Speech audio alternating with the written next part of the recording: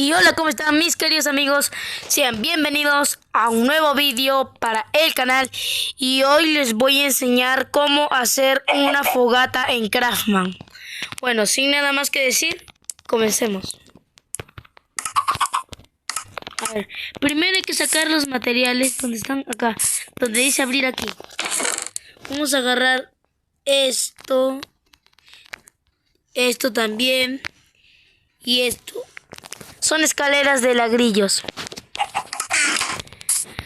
Ahora tenemos que irnos por algún lugar donde poner.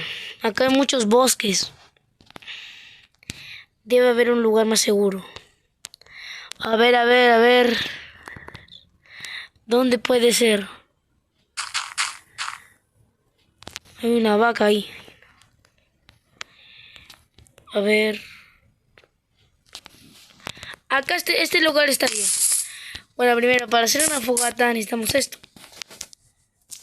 Bloque inferior. Ponemos esto. Ponemos así. Así ponemos.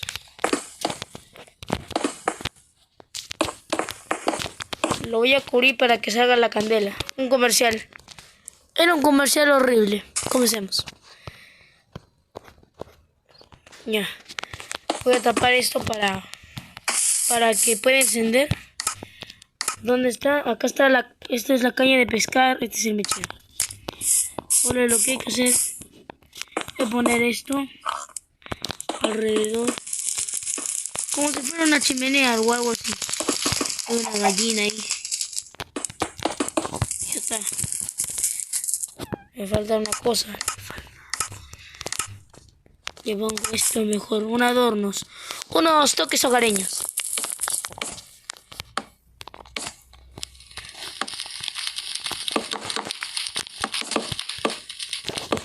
Ya, si les gusta, díganme en los comentarios, por favor. Bueno, eso ha sido todo por hoy. Espero que te haya gustado el video. No olvides suscribirte y activar la campanita si no quieres que el cerdito muera. ¡Tira! Ya lo maté ya. Una F por el cerdo. Una gallina también por molestar. Pato feo. Murió. Bueno, eso ha sido todo. Ya maté a muchos ya. Maté a 2 animales. Espero que te haya gustado este video hermoso que te hice para ti. Y no olvides suscribirte y activar la campanita. Sin nada más que decir, chao. La gallina. Vete, gallina, mejor me voy. Chao.